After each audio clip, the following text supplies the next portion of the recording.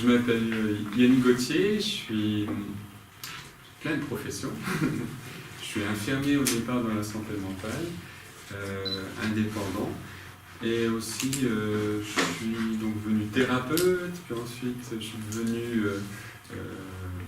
coach en PNL, formateur en PNL et maintenant donc directeur de l'IFAC, Institut de formation à l'art du changement, qu'on a pu créer. Mais ça n'a pas toujours été comme ça. Je suis originaire de Bretagne, en France, dans l'ouest de la France. Et comme plusieurs personnes, j'ai entre autres un père alcoolique, une mère qui était aussi codépendante dedans, ce qui fait que je me suis construit au départ dans ce monde de la dépendance, codépendance, et où il y avait très peu d'amour de soi. Des gens qui faisaient beaucoup pour les autres. Mon père, il était adorable, tout le monde aimait qu'en tant que maçon, il allait rendre service, il allait aider les gens et tout. Mais par contre, pour lui, pas du tout. Et puis après, petit à petit, ça arrivait à des moments de grosses angoisses, de grosses peurs, de l'insécurité, autour de l'argent. Cette agressivité est montée, jusqu'à eu des moments, il a été violent, entre autres avec ma mère. Et qu'il a dû, mes parents ont dû se séparer, ma mère a dû fuir avec ses 4 enfants, dont je suis l'aîné, quand j'avais 7-8 ans. On était partis dans l'est de la France, en Lorraine, à 800 km, pour pouvoir être plus tranquille. Ce qui fait que je me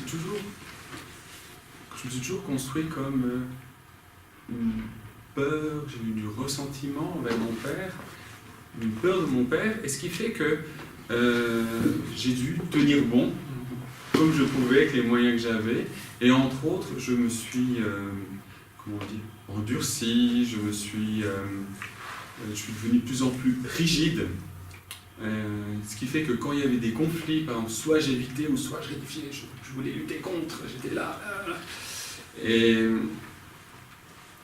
ce qui fait que ça allait, j'ai réussi à faire ma scolarité, à faire ma profession d'infirmier, puis j'ai trouvé un travail ici en Suisse, donc je suis venu dans la région de Vevey. C'était justement les préparations de la fête des vignerons en 99, donc c'est sûr, ça me touche de voir, ah tiens, les gradins, ça commence. Voilà, c'était en juillet, donc il y avait toutes les gens qui étaient habillés de manière colorée. Par contre, j'étais beaucoup d'hésitation. Par exemple, juste pour acheter une voiture, est-ce que j'achète cette voiture-là maintenant, ou plus tard, est-ce que je l'achète neuve, est-ce que je l'achète en leasing, parce que si je l'achète cash, il va me rester moins sur mon compte en banque. Enfin, j'étais vraiment beaucoup d'insécurité, qui faisait que ça a amené beaucoup de problèmes, entre autres dans mes relations de couple, où ayant peu d'estime de moi, je me retrouvais dans des conflits, des situations de couple. Quand tout est amoureux, tout va bien, mais dès que ça devenait conflictuel, là, il fallait que j'hésite, il fallait que je fuis, il fallait que j'évite ce qui se passe, ou que j'encaisse. J'ai eu une copine adorable. Je dirais que j'ai eu plusieurs copines adorables, parce qu'à chaque fois qu'il y avait une copine qui disait qui parle du mot mariage, enfant, c'est on arrête, on arrête la relation, c'est fini, stop. Fallait que je fasse une connerie ou quoi que ce soit, mais il fallait que j'arrête, c'était pas possible. Et puis, avec Isabelle, on s'est séparés 3 fois. Et entre autres, elle, ce qui était difficile, c'est que quand elle me faisait des reproches, elle attendait du répondant de ma part. Et moi, je ne répondais pas. Qu'est-ce qu'il faisait que... elle enchaînait, elle voulait que je réagisse, elle voulait voir quelqu'un qui avait des émotions, quelqu'un qui exprime quelque chose et tout.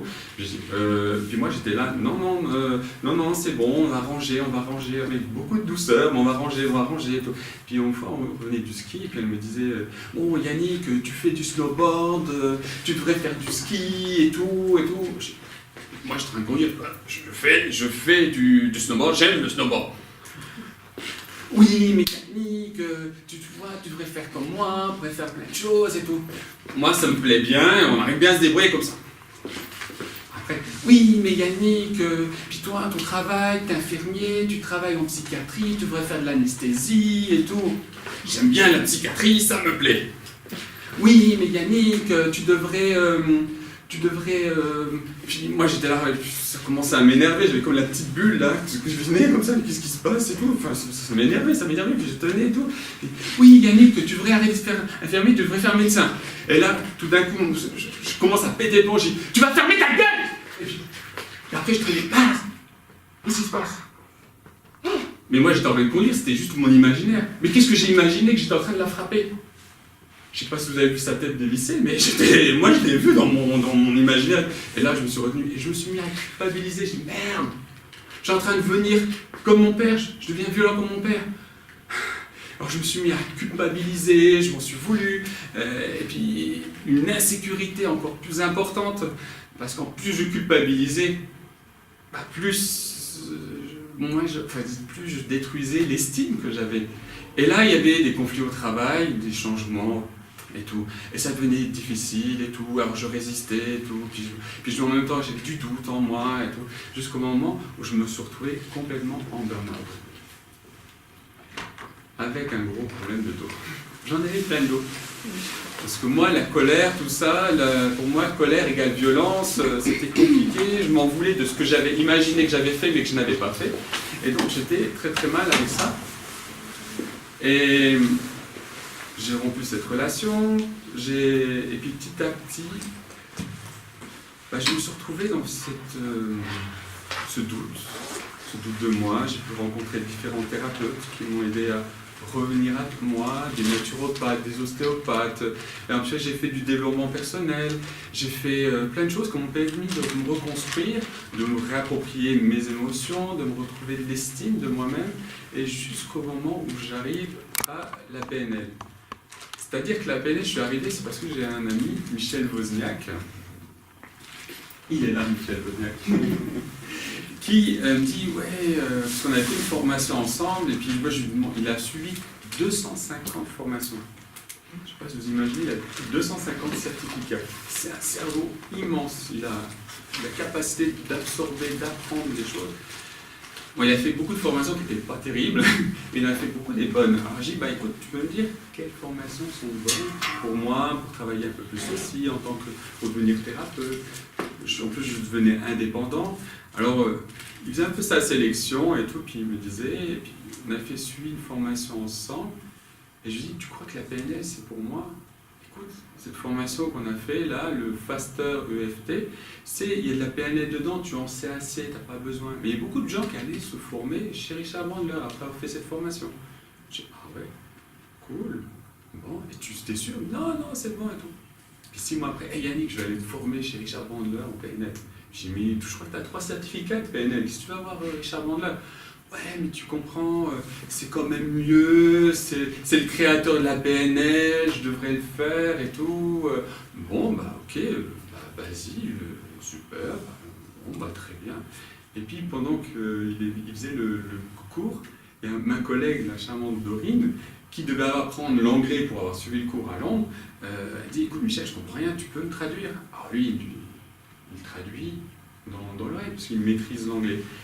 Il maîtrise 5 langues. Et les assistants disent, c'est qui? Je dis, vous êtes qui, vous? Il dit, oui, je suis Michel Wozniak, je fais les traductions, du cours en anglais et tout. Oui, mais là, c'est en direct et tout, oui. Donc il l'a testé, et Richard Bandler, il dit, écoutez, on cherche quelqu'un comme vous pour traduire mes formations. C'est OK? Il dit, oui, d'accord, très bien, donc il va suivre la formation. Il fait tout le chemin, il a commencé à faire les traductions, puis il nous en parle, et puis oui, on va le faire en couple, on va suivre la PNL en couple, le praticien, parce que j'ai vu plein de changements en lui dans son attitude. Je dis, ok, plus solide, plus sécure, une capacité à mieux négocier, et tout. Waouh, mais Michel, ça m'impressionne, je dis, bon, on va le faire. Et puis le cours, pour nous, praticiens chez Richard Bandler, c'était génial. On était super, bon, on va y aller. On l'a fait, et à la fin, il y a Michel qui me dit « Ah, je trouve dommage, c'est que il y a plein de directeurs d'école de PNL qui ne suivent pas, qui viennent pas à la formation avec Richard Bandler. C'est dommage parce que ça pourrait les mettre à jour parce que la PNL a énormément évolué entre les certificats qu'il avait fait dans d'autres écoles et ce que fait Richard. Et puis moi, tout d'un coup, bah, c'est génial, quoi. Bah, c'est une opportunité. Ah, on n'a qu'à créer notre école. Ah, il dit, ouais.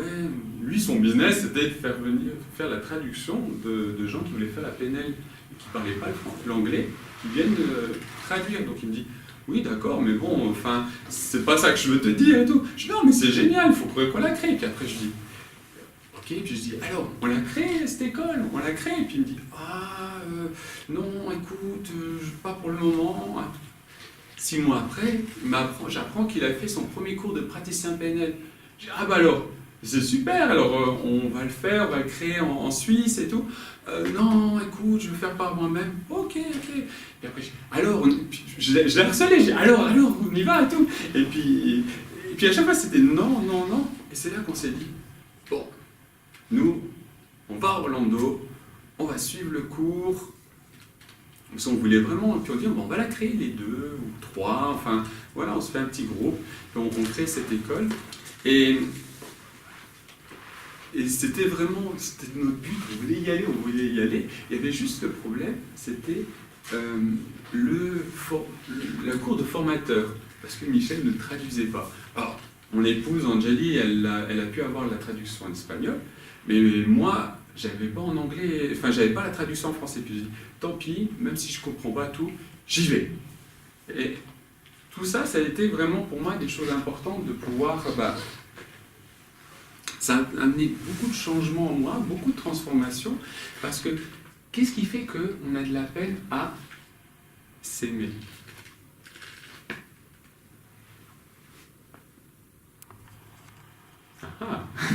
L'amour de soi, c'est un grand mot. Mais comment? Qu'est-ce qui fait? Qu'est-ce que c'est pour vous l'amour de soi? C'est se donner de la